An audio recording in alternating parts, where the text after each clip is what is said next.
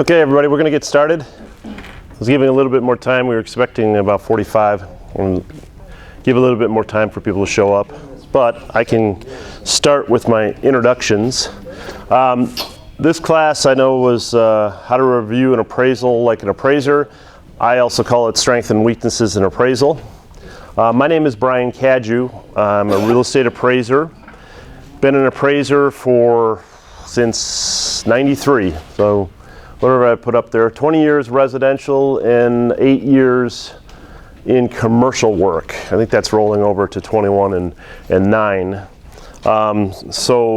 And primarily all that appraising has been in Santa Clara County, San Mateo County, and Alameda. A few years back when I worked for First Interstate Bank, I actually ran their appraisal department and they had me appraise everywhere, which is, I tried to explain to them it was a USPAP violation in terms of geographic competency, and they just told me to take care of it. But I understood their point of view. But yeah, they had me appraise. I've appraised all 9 Bay Area counties. I'm primarily what I call a non-lender specialist. So what that is divorce, estate, tax appeal, do a lot of litigation. Hate to say this, I get hired by a lot of attorneys when they're either defending you or attacking brokers. So sometimes I'm on your side, sometimes I'm not on your side. I still do a lot of lender work. I have a prediction, because I've done this class a few times, that a lot of your questions, I will for my first question back to you is who's the lender you're working with? Because I've been doing this for 20 some odd years residential. I do not work for Wells Fargo. I do not work for Bank of America. You said Wells Fargo and B of A. Right. And think about the percentage of the market that they control. And is there anybody from B of A and Wells Fargo in here before I start slamming them? Citibank. Citibank? I've done stuff for Citibank. What's really frustrating as an appraiser, and I'll give you an example as Wells Fargo, is I do both residential and commercial. I do commercial stuff for Wells Fargo all the time. They're fine, they're great. There's a huge divide between commercial appraisers and residential appraisers. I get weird looks from my colleagues who are commercial appraisers when they find out that I do both. To put it bluntly, commercial appraisers don't think residential appraisers are professional. But the example of the lender is that I have no problem with Wells Fargo on the commercial side. The residential side, it's very straightforward. They don't pay you. They don't pay you. So why waste my time doing it? Nobody works for nothing. And not only that, yeah, well, another core thing that's going to cause all the questions today is turn and burn. Want an appraisal done 24 hours, and don't ever bring up any conditions. It needs to be round peg in a round hole, and that's it. Now I'm getting off track. So I have a lot of experience doing appraisals. What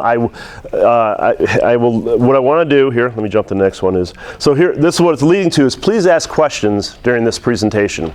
I will kind of jump around in the presentation. I'll do my best to present it the way I've presented in the past, but I found what's better is that if you ask me real world questions, then it makes the theory and the idea and the procedures much more applicable to your practice. So interrupt me all you want. So what we're going to cover today, and like I said, this is strengths and weaknesses in appraisal, or how appraisers review appraisals.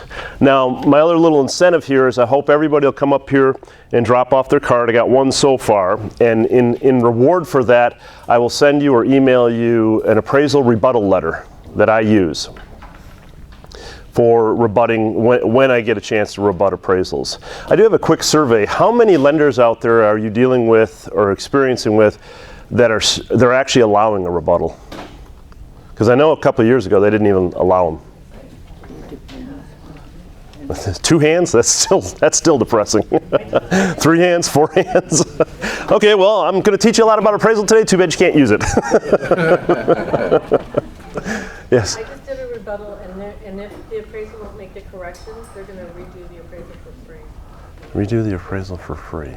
With a different person, I hope. I just had that done. Yeah, So they just threw out the appraisal and got a new appraiser? they will, because they know that they did the evaluation and they said that the appraisal wasn't done correctly. Okay. And then they're gonna hire a new appraiser. Okay, because what I'll show you, and I cover a lot of things, but there's a few key takeaways that I want you to get today, and one of them is pretty much my ABC, how to look at an appraisal, and how to take the steps to rebut one that any appraiser will accept. Instead of, well, you'll share your war stories, and I'll share my war stories. Yes. I have two questions. One is that as a realtor, how do we find out if the lender allows the realtor? Do we ask our lender? Yeah, that's up to the lender. Okay. The second Yeah. question is, you asked, you said it depends whose side you're on. Oh, that's what I do, litigation support. What does that mean? It just means that I get hired by attorneys to be an expert witness in cases, and there have been cases where I will get hired, and it's usually a dispute. What is it? The most common litigation, you guys will know this better than me, the most common litigation with real estate agents usually has to do with disclosure and things that weren't disclosed. So homeowners buy a house, something's wrong with it, they get mad, then they sue everybody. And what the attorneys hire me for is just to come in and say, was this appraisal done right? Was the valuation done right? You know, things that that would have been found in an appraisal report that that somehow were overlooked. You know, is it common practice? Because one of the things you do in litigation support and also in appraisal review is one of the questions the appraisers ask each other is, would my peers do this? Is this typical of what my peers would do? And if you find a situation, and this, I will relate this later to looking at and reviewing and rebutting appraisals, is you start figuring out what the process is, and if that appraiser didn't do what's expected of them and their peers, then that's a problem with the appraisal. That can be a bad appraisal. Oh, and let me get that out of the way too. There is a difference between poor appraisals and low appraisals. Sometimes I get arguments with realtors and it's just because it's a low appraisal and it has nothing to do. It was done all right and it's just, sorry, it's a low appraisal. But yes, what I'm addressing is looking at appraisals and figuring out where there may have been missteps. Yes. When you have litigation against brokers, are you saying that the brokers have a responsibility to determine if the appraisal is done correctly? And that's something that you could end up in court over? Or in what case? Usually in the case, the cases I've been involved, they'll hire me to do the appraisal part.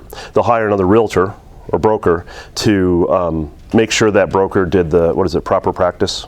And yeah, they won't ask me or try to have me attack whether or not they did the right disclosure forms or if they did it. Because to be honest, I've done really well in litigation because, and this sounds kind of mean, I really don't care what side wins.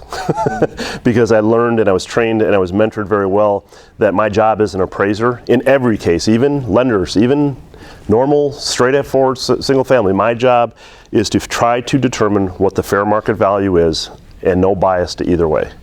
If in a litigation, and also to keep myself out of trouble in any appraisal thing, is that if I bias one way or another, or if I advocate one side or another, for example, if I'm hired by an attorney and I think the appraiser on the other side is advocating a position, I'll tell my attorney, just attack him on that because that's a USPAP violation.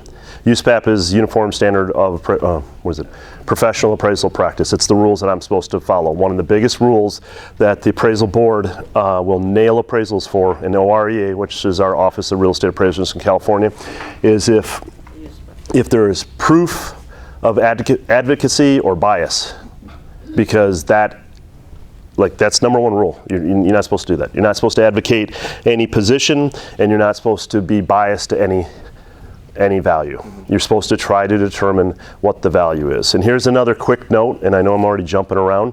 Everything an appraiser does, at least now, I know 10 or 20 years ago, they used to say, take my word for it, I'm an expert. When I go into court now, and this is the same thing applies to even bank appraisals, if there's an adjustment in that report, you want to go to the narrative part and look for the support. Look for the evidence. Look for the market data to say, Because I know it's common practice to say $10,000 for a bedroom. You know, here's a simple weakness of an appraisal. Pool's 25,000 or pool's 20,000. I go look at it as a reviewer. I look for market evidence, market data that that's actually true, not in a report. Okay, there's a check right there on my little review sheet. I'll go back to the appraiser and say, okay, can you explain to me where your match paired analysis is, and we'll go over that. That's how we get adjustments out of the market. I'll ask the appraiser, you know, where's your proof of that? Because you can't just say, but take what it used to be. What was the line? Oh, based upon my experience. That was a report. So, and I used to use it in my reports 20 years ago. And then I started doing commercial, and I started doing litigation, and I learned real fast that you can't say anything in a report that you can't back up. Yeah, you just can't. It's your analysis and your opinion, but it starts with market data.